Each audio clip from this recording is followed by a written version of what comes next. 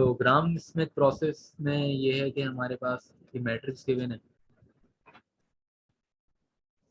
और सवाल इसी तरह डायरेक्ट है, ग्राम स्मिथ प्रोसेस अप्लाई करना है, लेकिन इस सवाल की कुछ अलग तरीके से भी सवाल आ सकते हैं। सवाल के अंदर ना अगर तुम्हें बोल दीजिए ऑर्थोगोनल ऑर्थोगोनल वेक्टर निकालने, तो तब भी ग्राम्स में लगेगा, और अगर ग्राम्स में बोल दिया जाए तब भी ऑर्थोगोनल, मतलब एक ही है दोनों, बस डिफरेंट नाम है। तो इस प्रोसेस के अंदर ना तुम्हारा y1 जो होता है वो x के बराबर होता है, x1 के बराबर होता है, और y2 जो होता है वो x2 minus x2 multiply by y one upon y1 multiply y1 और y1। ये मतलब इसके फॉर्मूलाज, ये फॉर्मूलाज तुम्हें याद रखने कि ग्राम स्मिथ में 3 y और इनके डिफरेंट फॉर्मूले। उसके बाद यहाँ पे तुम्हें z के फॉर्मूले याद रखने कि यहाँ 3 डिफरेंट z हैं और उनके 3 फॉर्मूले।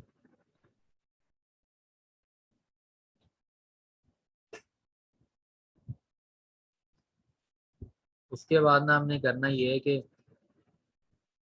सबसे पहले ना तुमने ये इस पे काम करना है, ये जो नीचे वाली वैल्यू है इनको सॉल्व करना है। तो इनको सॉल्व करने के लिए तुमने इनके फॉर्मूलाज लिखे, 3 फॉर्मूले इसके भी हैं। तो यहाँ पे टोटल गेम फॉर्मूलाज का ही आ रहा है। और ये देखो मैंने अभी सवाल का सोल्यूशन स्टार्ट करा है यहाँ से सोल्यूशन मैंने लिखा है। जो ऊपर मैं बता रहा हूँ ना सारा कुछ, ये सारा फॉर्मूला ये सब तुम लोग को याद होना चाहिए। ये फॉर्मूला याद होगा तो तुम्हारा सवाल निकल जाएगा। तो मैंने सोल्यूशन करा उस फॉर्मूले से, पहले फॉर्मूले से जो ये है। इधर मैंने बोला y equal to x one, y one equal to x one, और एक्स वन का मतलब क्या है वो नीचे आते हैं हम देखते हैं। एक्स वन का मतलब है जो हमारा मैट्रिक्स है ना उसकी जो पहला है वो मतलब पहली शुरू की वैल्यूज है वो एक्स वन है।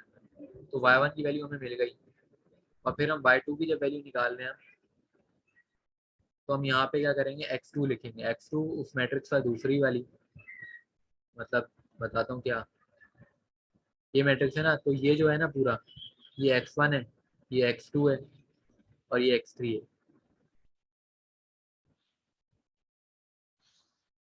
अब ना यहाँ पे तुमने सारा काम है मल्टीप्लिकेशन का। ये देखो एक्स टू हमने लिखा है यहाँ पे भी, और यहाँ पे भी एक्स टू लिखा, और ये एक्स वन है। तो सारे फॉर्मूले में ना तुमने ऐसे वैल्यूज डालनी, और यहाँ पे ना मैट्रिक्स इस फॉर्म में रिप्रेजेंट करने कि पहला मैट्रिक्स यूं आएगा और दूसरा वाला यूं आएगा, और इनकी मल्टीप्लिकेशन करनी है। तो मल्टीप्लिकेशन करने के बाद में तुम्हें y2 मिलेगा, y2 मिलेगा, और फिर वही जो मैंने फॉर्मूला बताया था उधर वही इसी तरह y3 का भी एक फॉर्मूला है। तो यहाँ पे भी देखने से अजीब लग रहा है लेकिन मल्टीप्लिकेशन बिल्कुल सिंपल है। तो मैट्रिक्स की मल्टीप्लिकेशन तो बेसिकली आती होगी सबको, अगर नहीं आती तो यूट्यूब पे वीडियोस मिल जाएंगी कि मल्टीप्लाई कैसे करते हैं। तो मल्टीप्लाई यहाँ पे भी करा है, तो हमें y3 मिल गया। तो इस सवाल के अंदर हमने पहला काम ये करा, y1 y2 y3 निकाला है। उसके बाद हमने z1 निकालना है। अब z1 के लिए हमने क्या करा, y1 जो है ना उससे डिवाइड करा इसको। तो ये जो है ना इसका फॉर्मूला भी मैंने ऊपर सवाल में लिखा हुआ था। तो इसका मतलब ये कि सारी जो वैल्यूज है ना हमारी मैट्रिक्स उनको स्क्वायर करके ऐड करके रूट लगाना है, जिससे हमें ये वैल्यू मिल गई। और मैट्रिक्स से अगर कोई भी चीज़ डिवाइड होती है ना तो वो फिर एक एक इंडिविजुअल से डिवाइड होती है। तो 4 से भी ये डिवाइड हुआ, 2 से भी हुआ, 0 से डिवाइड हुआ तो 0 ही आया। तो ये हमारा Z1 आ गया। इस तरह सिमिलरली हमने Z2 के लिए काम करा, और फिर Z3 के लिए हमने काम करा। तो ग्राफ में प्रोसेस में हमारा यही काम है कि ये मोस्टली फॉर्मूलाज पे बेस्ड सवाल है, और यहाँ पे तुम्हें Z की वैल्यूज निकालनी है, Z1 Z2 Z3। तो इस तरह हमारे 3 सवाल हो गए। और ये जो 3 सवाल है ना ये ही 3 सवाल डिफरेंट तरीके से पेपर में आते हैं। मतलब समझ लो कि जो तुम्हारे 5 सवाल हैं वो 5 सवाल इन्हीं 3 सवालों से निकलेंगे जो मैंने कराए। अभी मैं उन्हीं 3 सवाल का रिव्यू देता हूँ।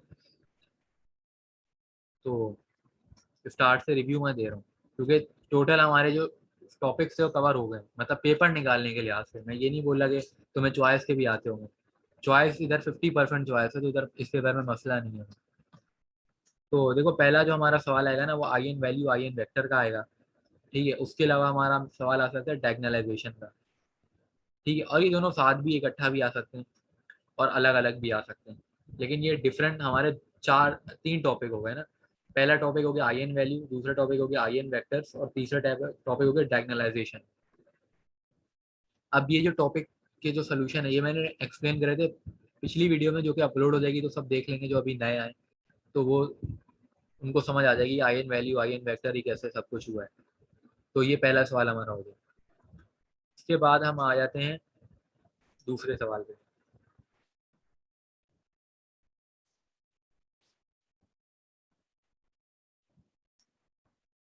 देखो सवाल जो है ना, ये जो दूसरा सवाल है, दूसरा सवाल भी ना वही आई इन वैल्यू का ही सवाल है, ठीक है।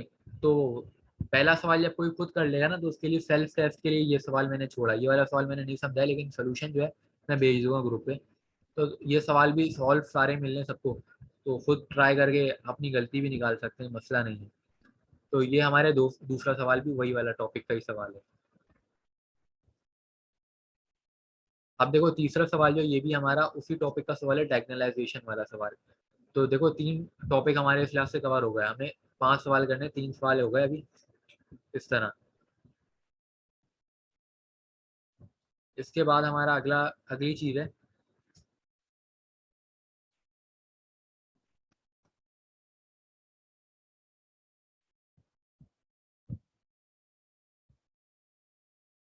अगली चीज है एलयू डिकम्पोजिशन। ये जो सारे सवाल मैं बता रहा हूँ, ये जो इधर मैंने पीडीएफ बनाई है, ये सारे सवाल सर से पूछे गए थे, कि सर से मैंने खुद भी पूछा था कि सर सवाल कौन से आएंगे, तो सर ने ये इंपॉर्टेंट टॉपिक बताए थे, और जब मैंने दूसरे पेपर देखे तो मुझे यही सवाल नजर आया रिपीटेड। तो एलयू डिकम्पोजिशन भी मैंने पिछली वीडियो में एक्सप्लेन करा है, वो वीडियो देख लोगे, रिकॉर्डेड अपलोड हो जाएगी, तो एलयू डिकम्पोजिशन भी हो जाएगा। उसके अलावा आखिरी जो सवाल था अभी, जो मैंने ग्राम स्मिथ प्रोसेस दिखाया था, ये वाला जिसके अंदर जेड की वैल्यूज निकालनी है, तो ये सवाल मैंने बता दी। इधर ग्राम स्मिथ में कुछ भी नहीं है, बस तो मैंने ये फॉर्मूलाज जो मैंने क्या कहते हैं स्टार्ट में लिखे हैं, यहाँ पे ना स्टार्ट में पहले सवाल जैसे ये पीडीएफ में होगा, उसके लिए सारे फॉर्मूले याद रखने, और सिंपल अंडरस्टैंड कोई भी कर सकता है जब वो सोल्यूशन को देखेगा। तो इस तरह करके ना हमारे तकरीबन ये लीनियर अलजेब्रा का कवर हो गया कोर्स। अब ये कि चॉइस वाले जो हैं वो हम कर भी नहीं सकते, क्योंकि एक गैप है।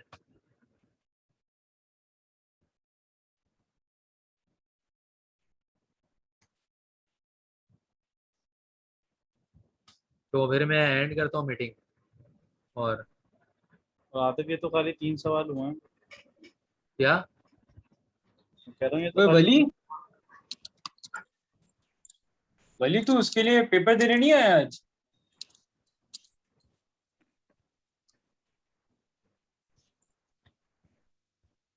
हेलो, हाँ। तू पेपर देने नहीं आया? अबे शॉर्ट ऑफ का सीन था ना यार। अब तुम लोगों ने बात नहीं करी थी? सर ने पहले ही मना कर दिया था, चेक नहीं करेंगे, जिन्होंने दिया उनका भी चेक नहीं होगा। अबे नहीं तो मतलब बात तो करते यार उससे। भगा दिया था सर ने।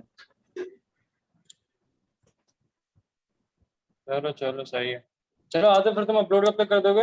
ये अभी मैं अपलोड कर रहा हूँ, क्योंकि यार 3 सवाल ही हैं, बिल्कुल सिंपल, आप करवा दिए, एक दिन प्रैक्टिस के लिए बस, तो हो जाएंगे। सेट हो गया। ओके। ओके, अल्लाह हाफिज।